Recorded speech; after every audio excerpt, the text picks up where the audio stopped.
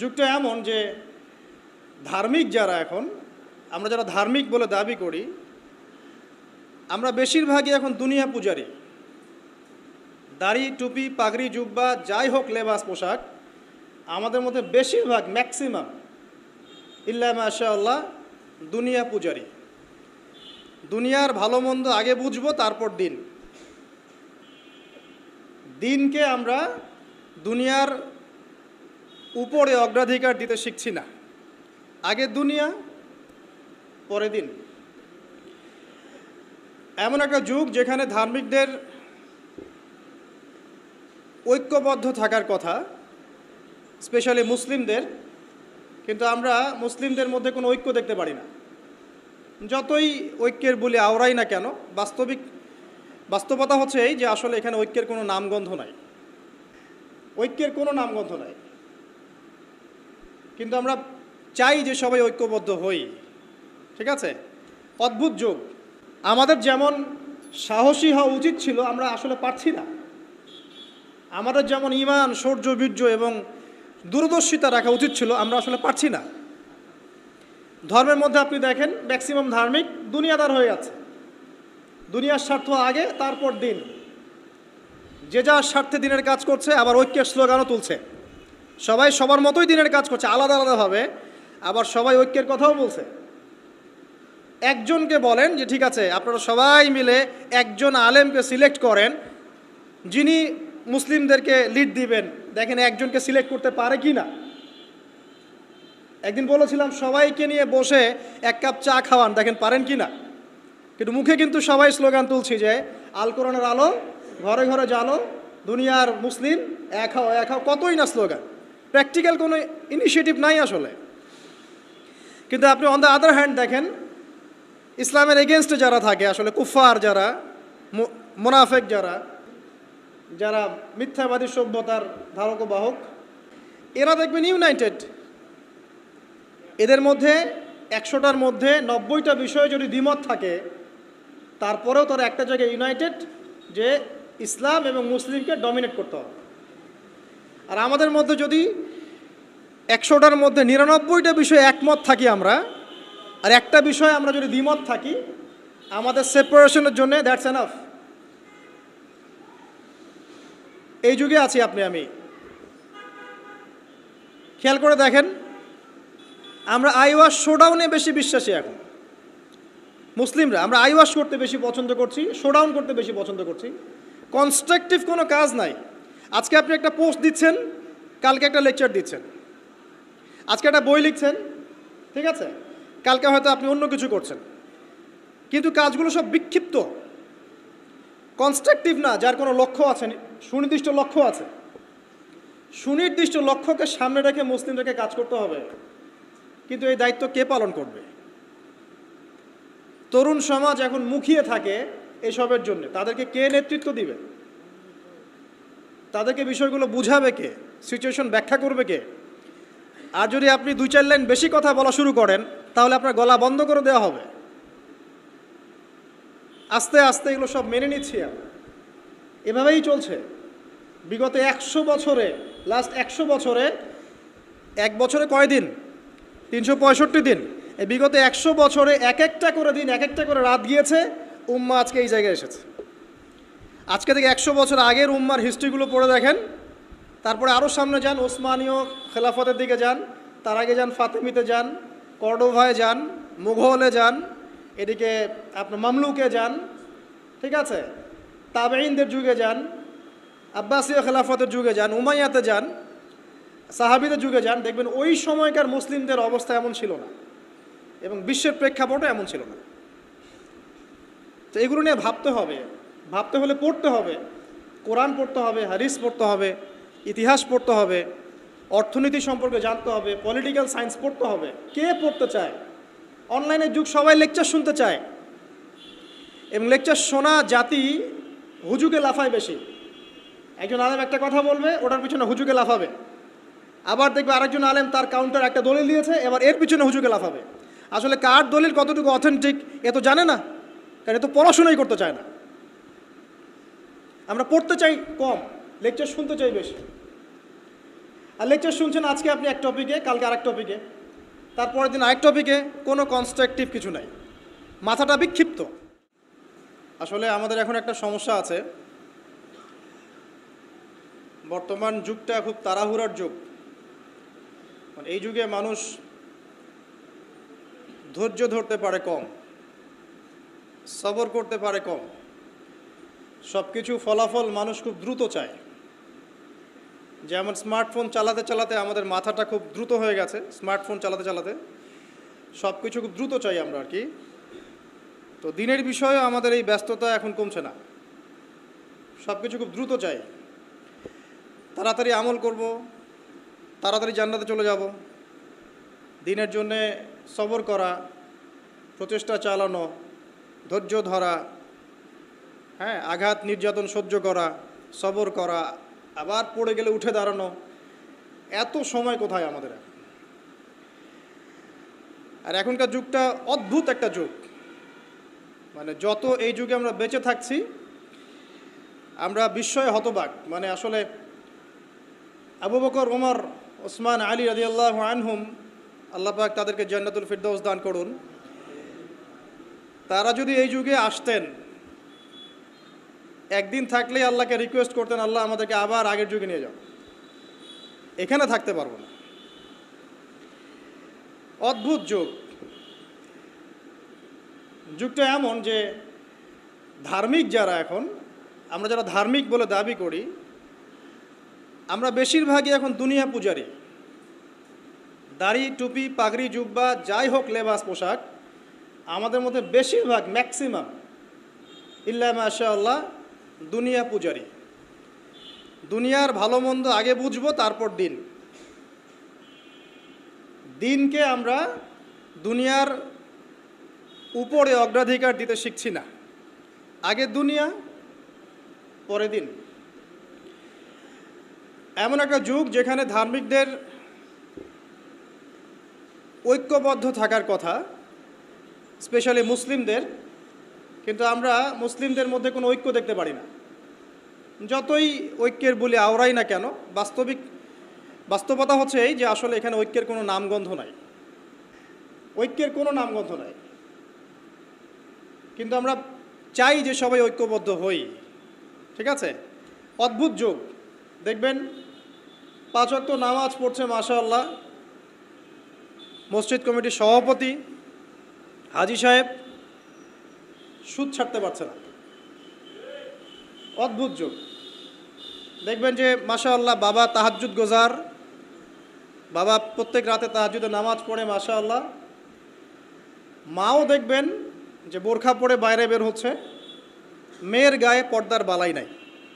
অদ্ভুত যুগ। মানে মা আর মেয়ে বাইরে বের হয়েছে, মা মাশাআল্লাহ খাস পর্দা, যদিও তার দিকে কেউ তাকায় না, আর মেয়ের গায়ে পর্দার কোনো বালাই নাই। মানে এমন একটা যুগ, আপনি যদি আল্লাহ এবং তার রাসূলের চোখ দিয়ে দেখেন, কোরআন এবং সুন্নাহর নূর দিয়ে এই বিশ্বটাকে দেখেন, আপনি হতবাক হয়ে যাবেন যে কি হচ্ছে আশপাশে। আসলে এই ওয়ার্ল্ডটাই পাগল না আমি নিজেই পাগল, তখন আপনার কাছে এরকম মনে হবে।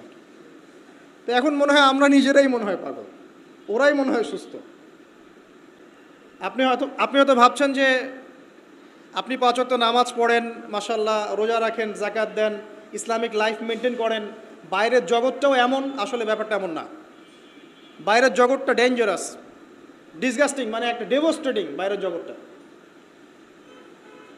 পাপ, পঙ্কিলতা, অশ্লীলতা, ফাহেসা, হারাম, ব্যভিচার, জিনা, সুদ, ঘুষ, দুর্নীতি, হত্যা, রাহাজানি, ডাকাতি, চুরি, শব্দে ভর্তি বাইরের জগৎ। আর আমরা মসজিদে এসে 5 ওয়াক্ত সালাত আদায় করছি আর মনে করছি আমরা সেফ। যতক্ষণ বাইরের পরিবেশটাও ইসলামের আদলে গড়ে উঠবে না, ততক্ষণ পর্যন্ত আমাদের ব্যক্তিগত জীবনের ইবাদত, পারিবারিক জীবনের ইবাদতগুলো দীর্ঘ সময় পর্যন্ত সাস্টেইন করতে পারবে না। অদ্ভুত যুগ। ঘরে ঘরে দেখবেন পরকীয়া চলছে, ম্যাক্সিমাম ঘরে ঘরেই পরকীয়া। স্বামী স্ত্রীকে নিয়ে সন্তুষ্ট না, স্ত্রীও স্বামীকে নিয়ে সন্তুষ্ট না। আগে যেমন ডায়মন্ড খুঁজে পাওয়াটা খুব রেয়ার একটা ব্যাপার ছিল, এখন একটা কুমারী মেয়ে খুঁজে পাওয়াটা রেয়ার ব্যাপার হয়ে গেছে। বিয়ে তো করেন নাই, করতে যান সামনে, আর যারা করেছেন তারা তো আমার কথা বুঝবেন যে কারেন্ট জালেও যে জাটকা ধরা পড়তো, এখন আপনি ওই কী বলবো পবিত্রতার জাল দিয়ে সার্চ করেন, দেখেন কয়টা কুমারী মেয়ে খুঁজে পান। স্কুল কলেজের মেয়েরাও এখন কুমারী নাই, স্কুল কলেজের মেয়েরাও এখন কুমারী নাই, অনেকেই নাই, ইল্লা মাশাআল্লাহ।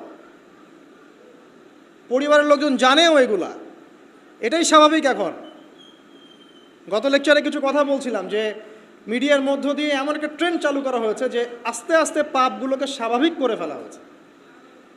সুদ খায় মানুষ, কোনো ফিলিংস নাই, মনে করে স্বাভাবিক, সবাই খায় আমিও খাই, এ যুগে না খেলে চলে নাকি। ঘুষ নেয় মানুষ, বলে স্বাভাবিক, ঘুষ ছাড়া কি চাকরি হয়, নর্মাল ট্রেন্ড। দুর্নীতি মানুষ করে, স্বাভাবিক, নর্মাল, ও তো করে, আমি করি তো কী হয়েছে, আমার বড়জনও তো করে, সেই বড়জন বলছে আমি করি তো কী হয়েছে, তার বড়জনও তো করে।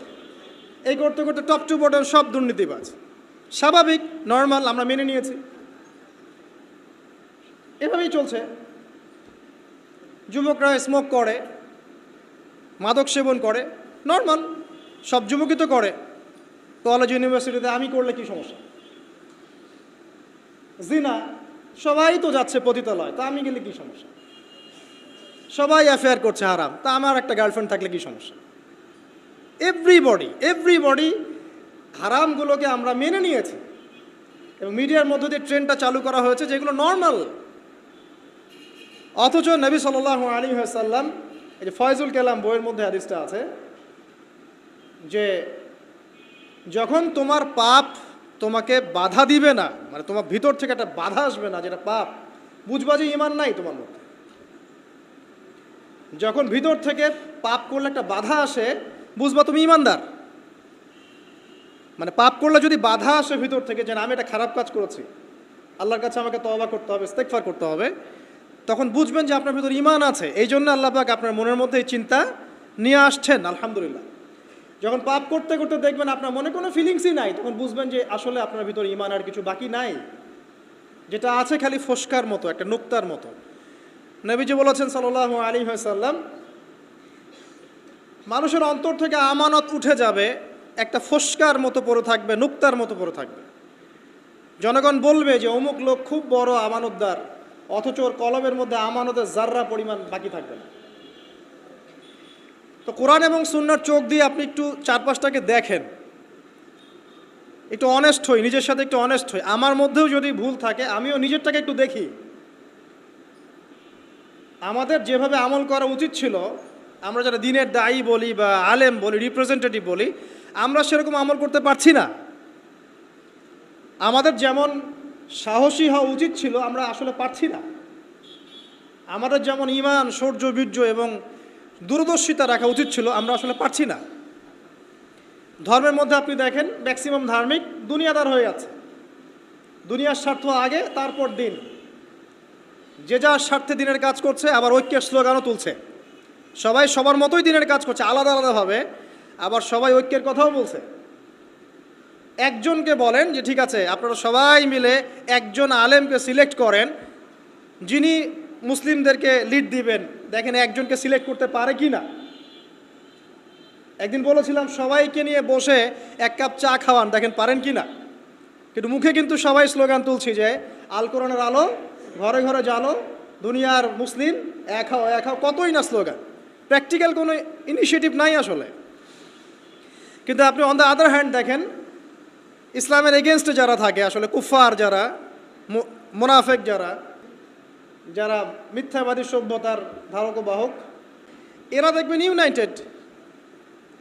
এদের মধ্যে 100টার মধ্যে 90টা বিষয়ে যদি দ্বিমত থাকে, তারপরেও তারা একটা জায়গায় ইউনাইটেড যে ইসলাম এবং মুসলিমকে ডমিনেট করতে হবে।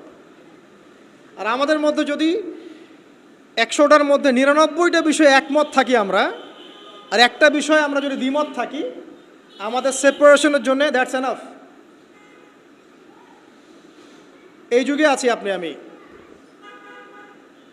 খেয়াল করে দেখেন, আমরা আইওয়াশ শোডাউনে বেশি বিশ্বাসী এখন মুসলিমরা। আমরা আইওয়াশ করতে বেশি পছন্দ করছি, শোডাউন করতে বেশি পছন্দ করছি। কনস্ট্রাকটিভ কোনো কাজ নাই। আজকে আপনি একটা পোস্ট দিচ্ছেন, কালকে একটা লেকচার দিচ্ছেন, আজকে একটা বই লিখছেন, ঠিক আছে, কালকে হয়তো আপনি অন্য কিছু করছেন, কিন্তু কাজগুলো সব বিক্ষিপ্ত, কনস্ট্রাকটিভ না, যার কোনো লক্ষ্য আছে, সুনির্দিষ্ট লক্ষ্য আছে। সুনির্দিষ্ট লক্ষ্যকে সামনে রেখে মুসলিমদেরকে কাজ করতে হবে, কিন্তু এই দায়িত্ব কে পালন করবে? তরুণ সমাজ এখন মুখিয়ে থাকে এসবের জন্য, তাদেরকে কে নেতৃত্ব দিবে? তাদেরকে বিষয়গুলো বুঝাবে কে? সিচুয়েশন ব্যাখ্যা করবে কে? আর যদি আপনি 2-4 লাইন বেশি কথা বলা শুরু করেন, তাহলে আপনার গলা বন্ধ করে দেওয়া হবে।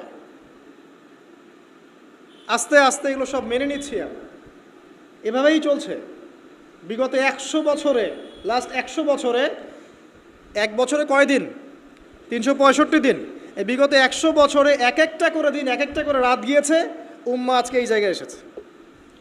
আজকে থেকে 100 বছর আগের উম্মার হিস্ট্রিগুলো পড়ে দেখেন, তারপরে আরও সামনে যান, ওসমানীয় খেলাফতের দিকে যান, তার আগে যান ফাতেমিতে যান, কর্ডোভায় যান, মুঘলে যান, এদিকে আপনার মামলুকে যান, ঠিক আছে, তাবেঈনদের যুগে যান, আব্বাসীয় খেলাফতের যুগে যান, উমাইয়াতে যান, সাহাবীদের যুগে যান, দেখবেন ওই সময়কার মুসলিমদের অবস্থা এমন ছিল না, এবং বিশ্বের প্রেক্ষাপটও এমন ছিল না।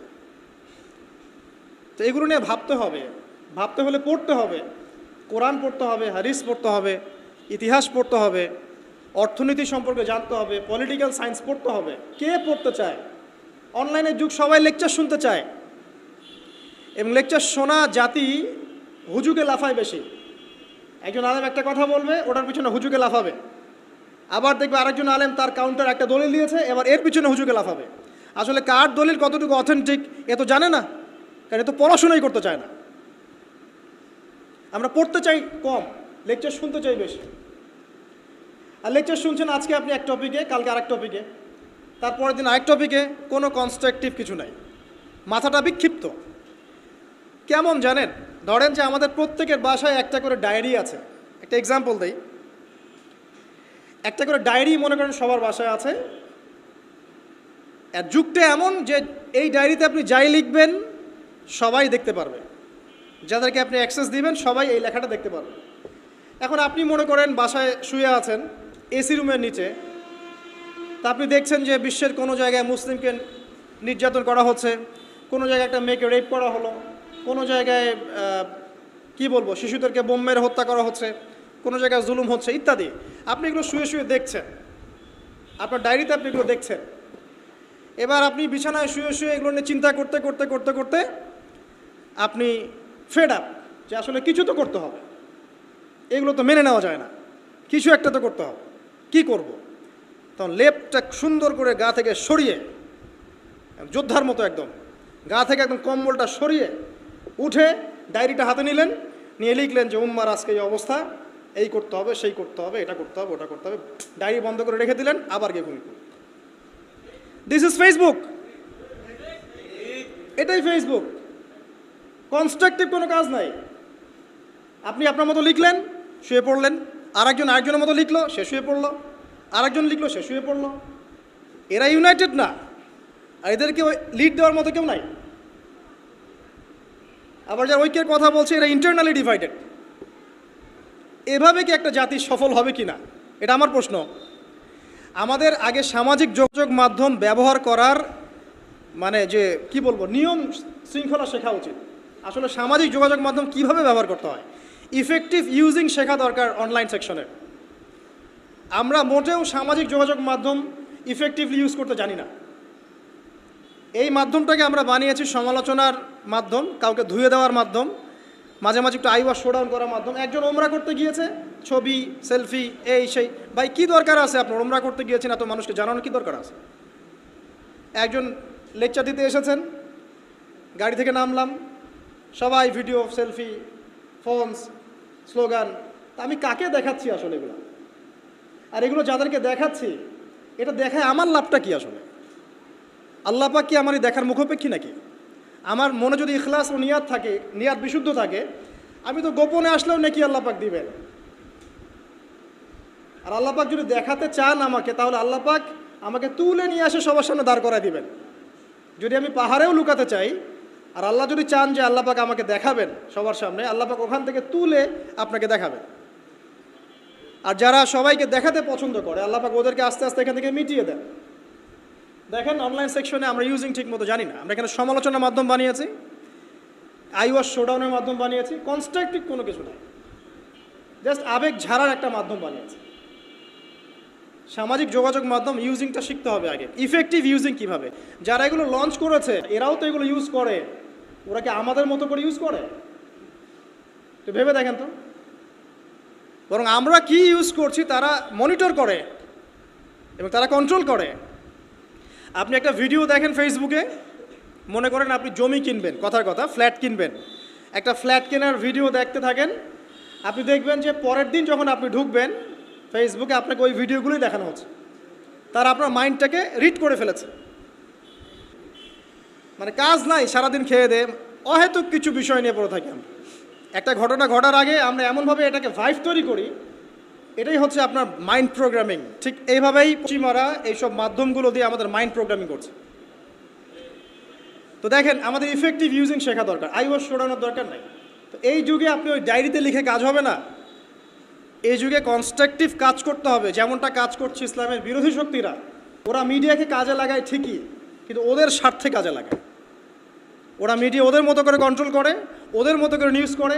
যখন ওরা সারা বিশ্বে ছড়িয়ে দিল যে মুসলিমরা সন্ত্রাসী এবং মুসলিমরা জঙ্গি, সবাই দাড়ি টুপি দেখলে বাঁকা চোখে তাকানো শুরু করে, এ মনে হয় জঙ্গি, এ মনে হয় জঙ্গি, ওই বোরখার নিচে মনে হয় বোম আছে ইত্যাদি। এই ভাইভটা কে তৈরি করলো?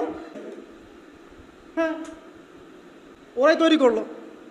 কোনোদিন কি কোনো মুসলিমকে আল্লাহ পাক অনুমতি দিয়েছেন যে সে মানে একটা নিরপরাধ মানুষকে হত্যা করবে? এই অনুমতিকে আল্লাহ পাক দিয়েছেন? অথচ ওরা এমনভাবে ফুটিয়ে তুলছে যে মুসলিমরা মনে হয় নিরপরাধ মানুষকে হত্যা করে, এরা মনে হয় সন্ত্রাসী, বোমাবাজি করে ইত্যাদি। তো মিডিয়া ভাইভ, ওরা ওদের স্বার্থে মিডিয়া ইউজ করছে। এই যুগে আপনি আমি থাকি, তাহলে কতটা স্মার্ট হয়ে দিনের কাজ করা উচিত সেটা বোঝাও আমাদের। দেখবেন অফলাইনে মাঠ পর্যায়ে দিনের কাজ বেদিনেরা তাদের কাজ করছে, যারা বেদিন তারা ওদের কাজ ঠিকই করছে।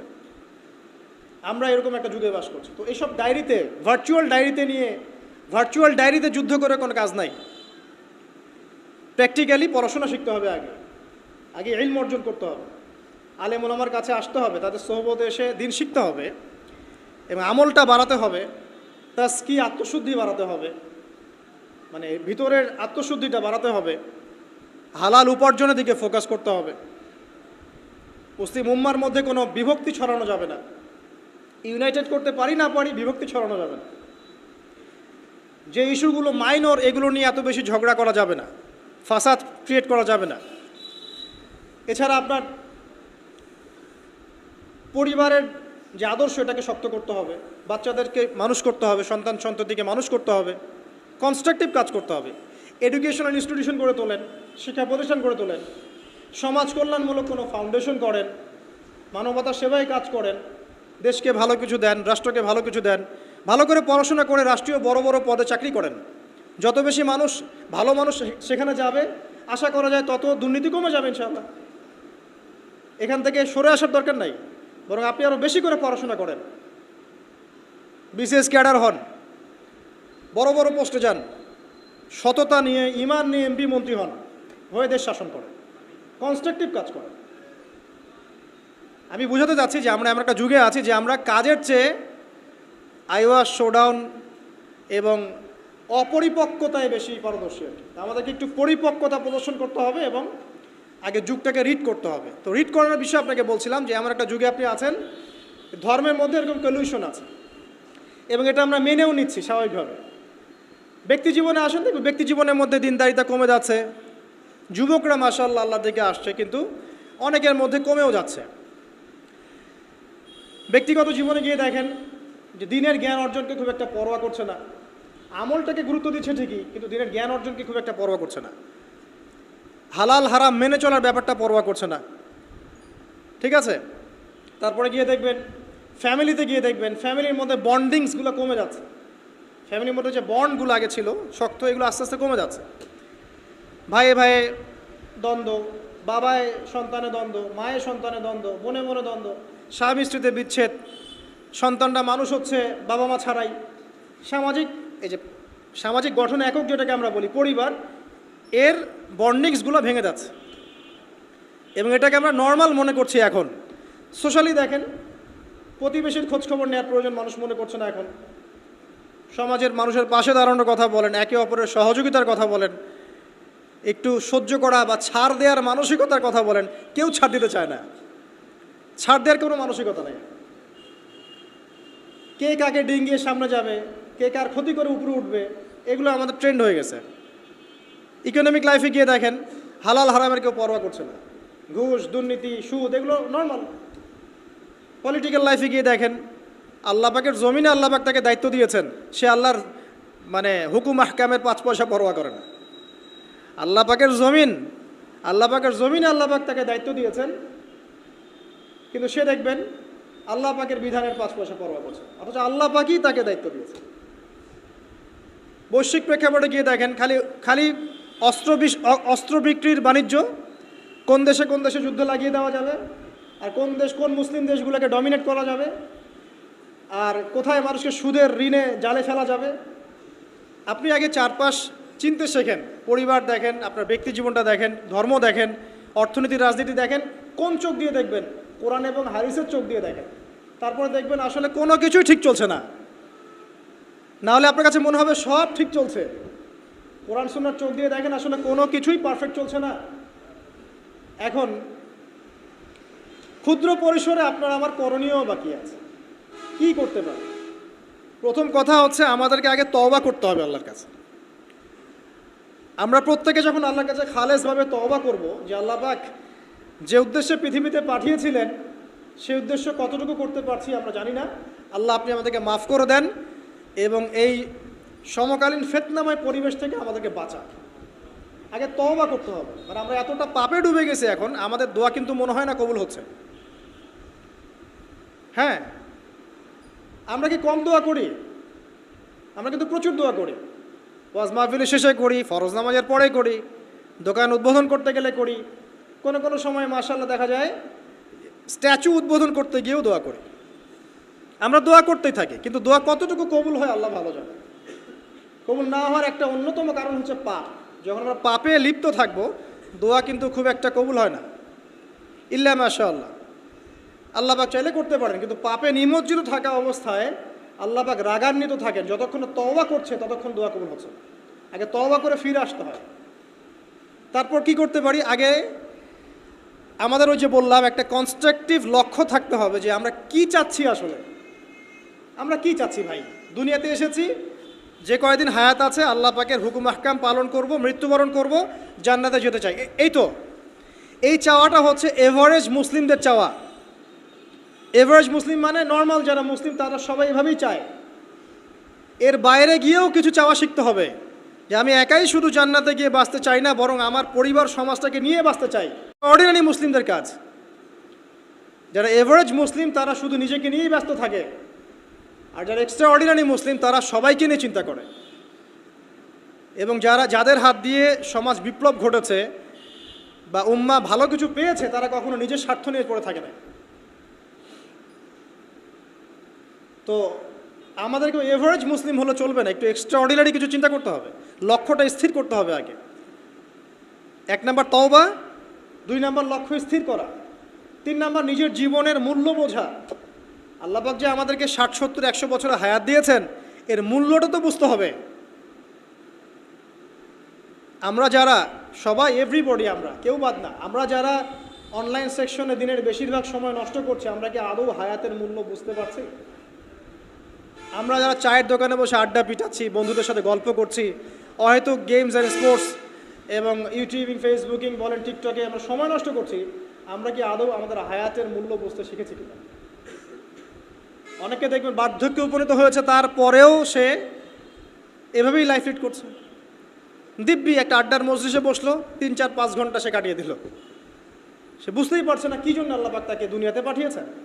তো আমাদেরকে আগে বুঝতে হবে যে আমাদের হায়াতের মূল্য কি। একটা দিন চলে যাচ্ছে, আর পাবো না। আজকের এই যে সেশন করতে পারছি, এটা আর কখনো ফিরে আসবে না। যদি এখান থেকে উপকৃত হতে পারি আলহামদুলিল্লাহ, না পারলে এই সুযোগটা আল্লাহ পাক আর দিচ্ছেন না। এই দিন চলে গেল, সূর্য ডুবে গেছে, ওভার, টাইম শেষ। যারা এখন কবরবাসী হয়েছে তারা অনেকেই চাইতো যে আমরাও দিনের জন্য কিছু করব, আল্লাহকে পাবো, রাসূলকে পাবো, পরকালে জান্নাত পাবো, নামাজ পড়বো, ওই সুযোগটা তারা পায় নাই। আর এখনকার যুব সমাজদেরকে পরকালীন চেতনায় উদ্বুদ্ধ করাটাই মূল চ্যালেঞ্জ। অন্য কোনো কিছু দিয়ে আপনি ওদেরকে আল্লাহর পথে ফেরাতে পারবেন না। ওদের মধ্যে যখন মৃত্যুর ভয় থাকবে, পরকালের জবাবদিহিতার ভয় থাকবে, অটোমেটিকলি ওরা গার্লফ্রেন্ড ছেড়ে দিবে, মাদক ছেড়ে দিবে, এই জেনা ছেড়ে দিবে, পর্নোগ্রাফি ছেড়ে দিবে, এভরিথিং তারা ছেড়ে দিবে ইনশাআল্লাহ, যখন তাদের মধ্যে পরকালীন চেতনা থাকবে। তো হায়াতের মূল্যটা বোঝা একটা বড় চ্যালেঞ্জ। আল্লাহ পাক আমাদের সবাইকে হায়াতের মূল্য বোঝার তৌফিক দান করুন। আর হায়াতটা কাজে লাগাবো কিভাবে? লাস্ট খুতবাতে আমি বলেছি যে প্রফিটিক লাইফস্টাইল কেমন হবে এবং প্রোডাক্টিভ মুসলিম কিভাবে হব, এটা আমাদের চ্যানেলগুলোর মধ্যে আছে। সকাল থেকে সন্ধ্যা পর্যন্ত, রাত পর্যন্ত কিভাবে আমরা টাইম ব্যালেন্স করব, এটা নিয়ে আলোচনা করা হয়েছে। এটা আপনারা দেখে নেবেন ইনশাআল্লাহ, এখানে সব কিছু দেওয়া আছে মোটামুটি। তাহলে 1 নাম্বার তাওবা, 2 নাম্বার একটা লক্ষ্য, 3 নাম্বার নিজের হায়াতের মূল্য বোঝা, 4 নাম্বার আমল। এবার আমল, দিন রাতের যে আমলগুলো নবী সাল্লাল্লাহু আলাইহি ওয়াসাল্লাম করতেন, আমাদেরকে এই আমলগুলো শক্তভাবে আঁকড়ে ধরতে হবে, ছাড়া যাবে না। কারণ যতই আমি বড় বড় কথা বলি না কেন, নিজে যদি আমল করে সেটাকে প্রতিষ্ঠিত করতে না পারি, আসলে এই কথাগুলো তাসির হবে না। যত বড় বড়ই কথা বলি আমরা, অন্যের দিকে যতই আঙ্গুল তুলি, বিশ্ব নিয়ে কথা বলি, অর্থনীতি নিয়ে কথা বলি, রাজনীতি নিয়ে কথা বলি, ঠিক আছে, পরিবার নিয়ে কথা বলি, সমকালীন ফিতনা নিয়ে কথা বলি, আমল যতক্ষণ পর্যন্ত নবী সাল্লাল্লাহু আলাইহি ওয়াসাল্লামের মতো না হচ্ছে, ততক্ষণ পর্যন্ত কথা শুধু তাত্ত্বিক থেকে যাবে, বাস্তবতার কোনো প্রায়োগিক ফলাফল পাওয়া যাবে না। তো আল্লাহ পাক আমাদের সবাইকে নবী সাল্লাল্লাহু আলাইহি ওয়াসাল্লামের মতো 24 ঘন্টা কাটানোর তৌফিক দান করুন। একদম রাত থেকে শুরু করে আবার রাত পর্যন্ত যেভাবে নবী সাল্লাল্লাহু আলাইহি ওয়াসাল্লাম ঘুমাতেন, উঠতেন, ইস্তেঞ্জা করতেন, নামাজ পড়তেন, জামাতে 5 ওয়াক্ত নামাজ পড়তেন, দিনের জ্ঞান অর্জন করতেন, মানুষকে শেখাতেন, ব্যবসা বাণিজ্য করতেন, প্রতিটা কাজ যেন নবীর মতো করে হয়, এই চ্যালেঞ্জটা নিতে হবে। আগে 40 দিনের টার্গেট নেই একটা, যে আগামী 40 দিন আমরা নবী সাল্লাল্লাহু আলাইহি ওয়াসাল্লামের মতো লাইফ লিড করব। যদি পারি ইনশাআল্লাহ আমাদের দ্বারা কিছু হবে, যদি না পারি বুঝতে হবে আমরা শুধু কথায় পারদর্শী, আমাদের কাজের কোনো মূল্য আসলে নাই। তো আমরা বিশ্বাস করি যে আমাদের তরুণ প্রজন্ম শুধু কথায় পারদর্শী না, তারা কাজ করেও দেখাতে পারবে ইনশাআল্লাহ। হয়তো বার্ধক্যে যারা আছে তারা হয়তো পারবে না, তারা হয়তো চাচ্ছে কিন্তু পারছে না। অনেক মুরব্বী আমার পরিচিত আছেন যারা চান আরও বেশি আমল বাড়াতে, কিন্তু পারছেন না, শরীর কুলাচ্ছে না, ডায়াবেটিস, প্রেশার, আর অনেক সমস্যা। আর যদি পরিবারের মধ্যে ঢুকে যান, বিয়ে শাদীর মধ্যে, তাহলে তো অবস্থা খারাপ। আর যদি মাশাআল্লাহ এই যুগের কোনো দিনদার ক্যাটরিনা কাইফ ভাগ্যে জোটে, তাহলে তার পিছনেই সারা জীবন চলে যাবে। সো পরিবারে ঢোকার আগেই, মানে বিয়ে শাদী করে সংসার গোছানোর আগেই পড়াশোনাটা শেষ করে ফেলেন, কারণ ওর পরে রেসপন্সিবিলিটি বাড়বে, আপনার অনেক কাজের চাপ চলে আসবে। এগুলোকে সুন্দর মতো ব্যালেন্স করা খুব ডিফিকাল্ট, এত সহজ না। যুগটা ভাই এত কঠিন যে সব কিছু পারফেক্টলি করার চেষ্টা করার পরেও কখনো কখনো হিমশিম খেয়ে উঠি পারি না। আর আমরা যারা দিনের কাজও করি, অনেক সময় দেখা যায় আলেম বা মুফতি বা মুহাদ্দিস বা দায়ী, দেখবেন তাদেরকে বাজার করতে হয়, পরিবার মেনটেন করতে হয়, সন্তানের লেখাপড়া দেখতে হয়, তাদেরকে অডিয়েন্স ডিল করতে হয়, মিডিয়া ডিল করতে হয়, মানুষের সমালোচনার অ্যান্সার করতে হয়, কাজের শেষ নেই, মাথা খাটাতে খাটাতে আপনি টায়ার্ড। অথচ উচিত ছিল এই মানুষটাকে রিল্যাক্সে রেখে দেওয়া, যে আপনার কাজ শুধুমাত্র দিনের জ্ঞান অর্জন করা, বড় বড় ডিগ্রি সার্টিফিকেট অর্জন করা, গবেষণা করা, আলেম ওলামার সহবতে যাওয়া, কিছু লিখা, কিছু বলা, যাতে ন্যাশন উপকৃত হয়। এরকম সুকুনের পরিবার কয়টা আছে আলেমদেরকে জিজ্ঞাসা করেন। আমার ধারণা যে বেশিরভাগ আলেমেরই এরকম পরিবার নাই। এই কারণে অনেক বড় বড় স্কলার মাঝপথে ঝরে পড়ে, অনেক বড় বড় আলেম মাঝপথে ঝরে পড়ে। আর আমাদের এই ফিতনা সৃষ্টিকারী পরিবারের সদস্যরা এগুলো বুঝতে চায় না।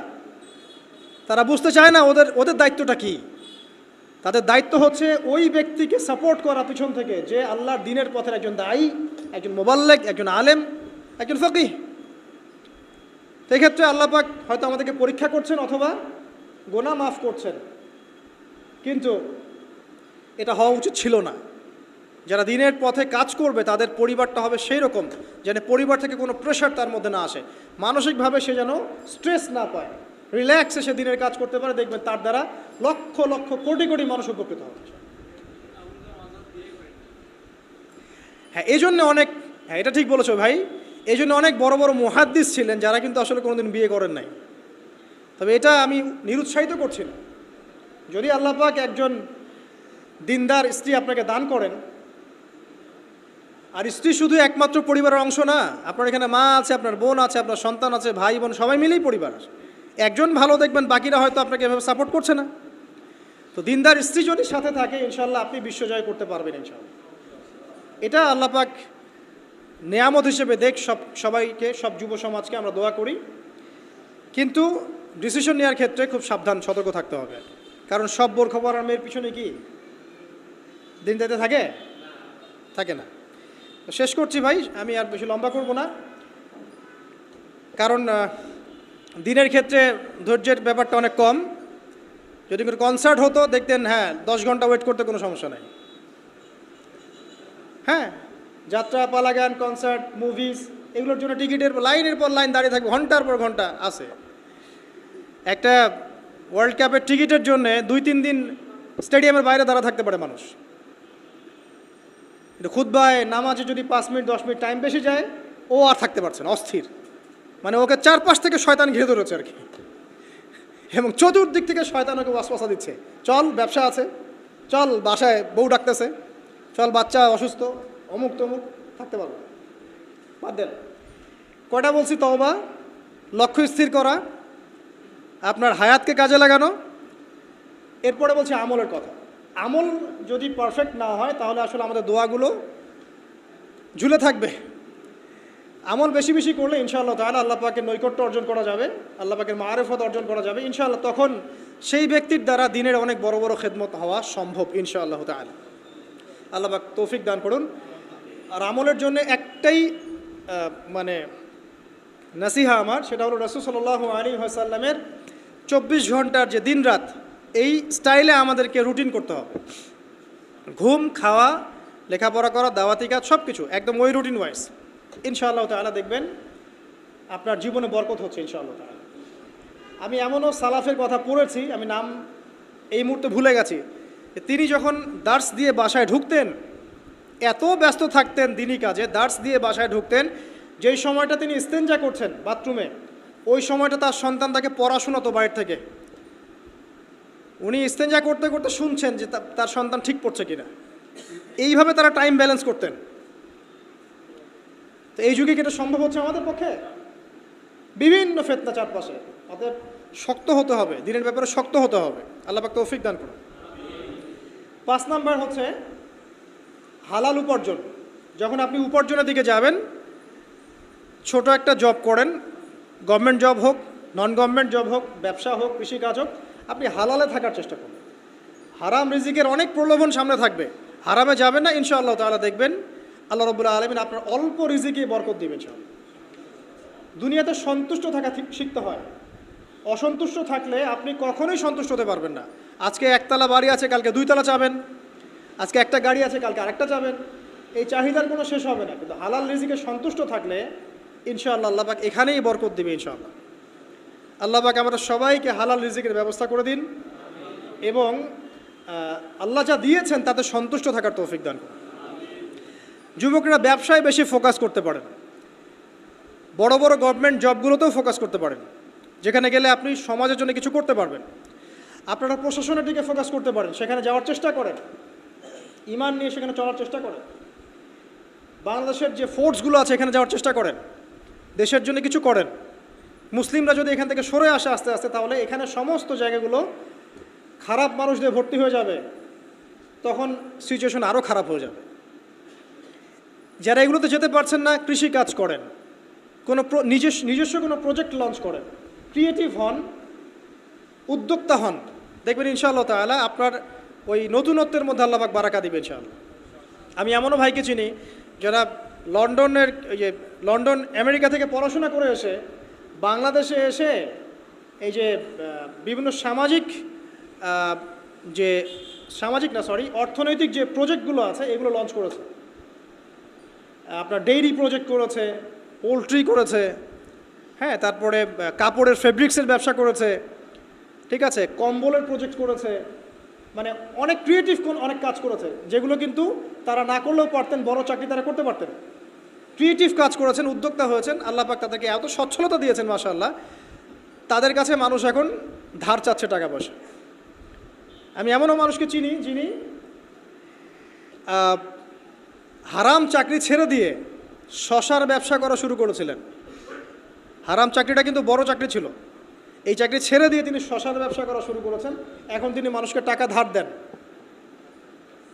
আমাদের এখানেও এমন একজন ভাই আছেন যিনি সুদের চাকরির সাথে সম্পৃক্ত ছিলেন। কোনো একভাবে আল্লাহ পাক তার কানে এই মেসেজ পৌঁছে দেন এটা হারাম। তিনি 70 থেকে 80 হাজার টাকা বেতন পেতেন প্রতি মাসে।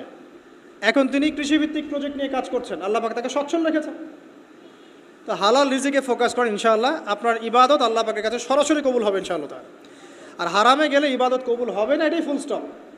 হারাম রিজিক থাকলে ইবাদত কবুল হবে না, এটা ফুল স্টপ, এখানে কোনো সুযোগই নাই ডানে বামে তাউইল করার। 6, পার্ট টাইম দিনের দাওয়াতি কাজ সবাইকে করতে হবে।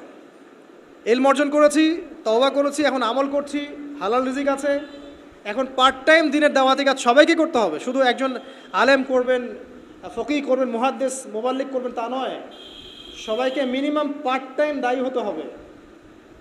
প্রথমে আপনার পরিচিত মহলের মধ্যে, তারপরে পরিবারে, তারপরে আপনার বন্ধু মহলে। আল্লাহ পাক বলার সামর্থ্য দিলে বলবেন, সুন্দর করে লেকচার দিতে পারলে দিবেন, লিখতে পারলে লিখবেন। তবে এগুলো ওলামায়ে কেরামের সাথে পরামর্শ ভিত্তিক করলে ভুল হওয়ার সম্ভাবনা কমে আসবে ইনশাআল্লাহ। তবে ভুল হবেই, আর মানুষ ভালো মন্দ বলবেই, গীবত তোহমত অপমান করতেই থাকবে। যদি আপনি দেওবন্দ থেকে পড়ে আসেন এবং এমন একটা ফতোয়া দেন যেটা এক শ্রেণীর মানুষের কাছে মনে হচ্ছে বেদাত, আসলে ওটা বেদাত নয়, তখন সে বলবে, ওই শ্রেণীর মানুষ বলবে লোকটা দেওবন্দ থেকে পড়ে এসে বিভ্রান্ত হয়ে গেছে। যদি আপনি মদিনা থেকে পড়ে আসেন, পড়ে আসার পরে এমন একটা কথা বলেন যেটা আরেক শ্রেণীর মানুষের কাছে মনে হচ্ছে এটা ভুল, ওই শ্রেণীর মানুষ বলবে লোকটা মদিনা থেকে পড়ে এসে বিভ্রান্ত হয়ে গেছে। সমালোচনা আপনি অ্যাভয়েড করতে পারবেন না, ডিগ্রি সার্টিফিকেট দিয়েও না। সো দাওয়াতি কাজ করবেন আপনার সাধ্যমতো পরামর্শ ভিত্তিক, তবে কারো সমালোচনায়, গীবতে, আঘাতে ভেঙে পড়বেন না। আপনি যদি আল্লাহ সন্তুষ্টির জন্য কাজ করে থাকেন, আল্লাহ পাক আপনাকে বড় করে দেবে ইনশাআল্লাহু আযজা ওয়া জাল্লা। পার্ট টাইম দাওয়াতি কাজ সবাইকে করতে হবে। আর এর মধ্যে থেকে কিছু মানুষকে আলেম হতে হবে, আলেম হয়ে উম্মার দায়িত্ব গ্রহণ করতে হবে। আল্লাহ পাক তৌফিক ইনায়াত করুন, আমিন। আর দু একটা বলে শেষ করে দেই। এরপরে আপনি পরিবার গঠনের বিষয়ে যাবেন। পরিবারটা এমনভাবে গঠন করেন, এক কথায় আপনাকে হতে হবে ইব্রাহিম আলাইহিস সালামের মতো, আপনার সন্তান হবে ইসমাইল আলাইহিস সালামের মতো, এবং আপনার স্ত্রী হবে হাজারা এবং সারা আলাইহিমা সালাম। তাদের এরকম যদি পরিবার হয় ইনশাআল্লাহ তাআলা আশা করা যায় সমাজের অবস্থা আগামী 10 বছরে এমন থাকবে না, আগামী 20 বছরে এমন থাকবে না ইনশাআল্লাহ তাআলা। আর সবশেষ যে কথাটা বলবো সেটা হলো যে আমাদের সবাইকে এভারেজ চিন্তা করলে হবে না, আল্লাহ পাকের জমিনে দ্বীন ইসলাম প্রতিষ্ঠার চিন্তা থাকতে হবে। আর প্রতিষ্ঠা মানে নিরপরাধ মানুষকে বোম মেরে হত্যা করা নয়, ইসলামের দাওয়াত, তাবলীগ, প্রচার প্রসার, এই বিষয়গুলোকে ছড়িয়ে দেওয়া। এটার জন্য ইউনিটি দরকার। ইউনাইটেড প্ল্যাটফর্ম করতে পারলে খুব ভালো হয়, না পারলেও এখানে বিভক্তি বাড়াবেন না। আপনি আপনার জায়গা থেকে যতটুকু পারেন করেন, এরপর আল্লাহর কাছে ছেড়ে দেন। আল্লাহ পাকের জমিনে দ্বীনের প্রচার প্রসারের জন্য আপনি আপনার জান, মাল, সময়, আপনার শ্রম, আপনার কথা, আপনার কলম, আপনার ইনিশিয়েটিভ সব কিছু দিয়ে একটা স্ট্রাইভ করেন। ওই কাজটাই আপনার প্রজেক্ট, যেটা আপনি কাল কিয়ামতের মাঠে আল্লাহর সামনে দাঁড়িয়ে বলবেন, আল্লাহ আমি আমার দুনিয়ার হায়াতে তোমার দ্বীনের জন্য এতটুকু কাজ করে আসতে পেরেছি, আল্লাহ এই ওসিলায় আমাকে মাফ করে দাও। আল্লাহ রাব্বুল আলামিন আমাদের সবাইকে এই কাজগুলোর উপর আমল করার তৌফিক দান করুন, আমিন। শেষ করার আগে আমরা দোয়া করি, আল্লাহ রাব্বুল আলামিন আমাদের সবাইকে সমকালীন প্রেক্ষাপটটা বোঝার তৌফিক দান করুন, আমিন। আল্লাহ রাব্বুল আলামিন আমাদের সবাইকে চলমান ফিতনাগুলো সম্পর্কে সচেতন থাকার তৌফিক দান করুন। আল্লাহ সুবহানাহু ওয়া তাআলা আমাদের সবাইকে দ্বীনের ইলম অর্জন করার তৌফিক দান করুন, আমাদেরকে খাস তওবা করার তৌফিক দান করুন, বেশি বেশি আমল ও সালেহ করার তৌফিক দান করুন, হালাল রিজিকের ব্যবস্থা করে দিন। আল্লাহ পাক আমাদের সবাইকে আদর্শ ইসলামিক পরিবার গড়ে দিন। আমরা দোয়া করি আমাদের সন্তান সন্ততিদেরকে আল্লাহ পাক মুসলিমের মতো মুসলিম রূপে মানুষ করার তৌফিক দান করুন, এবং উম্মার বিজয়ের জন্য আমাদেরকে আমাদের জান, মাল, সময়, শ্রম ব্যয় করে আল্লাহর পথে কাজ করার তৌফিক আল্লাহ পাক আমাদের সবাইকে দান করুন, আমিন। আপোষে, গীবত, তহমত, কাদা ছোড়াছড়ি, ইখতিলাফগুলোকে আল্লাহ পাক দূর করে দিন। মুসলিম উম্মাকে এক ভেবে সবাইকে নিজের ভাই মনে করে দিনের পথ চলার তৌফিক আল্লাহ পাক সবাইকে দান করুন, আমিন। আজকের মতো এখানে শেষ করছি। সুবহানাকা আল্লাহুম্মা বিহামদিক আশহাদু আল্লা ইলাহা ইল্লা আনতা আস্তাগফিরুকা ওয়া আতুবু ইলাইক। আসসালামু আলাইকুম ওয়া রাহমাতুল্লাহি ওয়া বারাকাতুহু।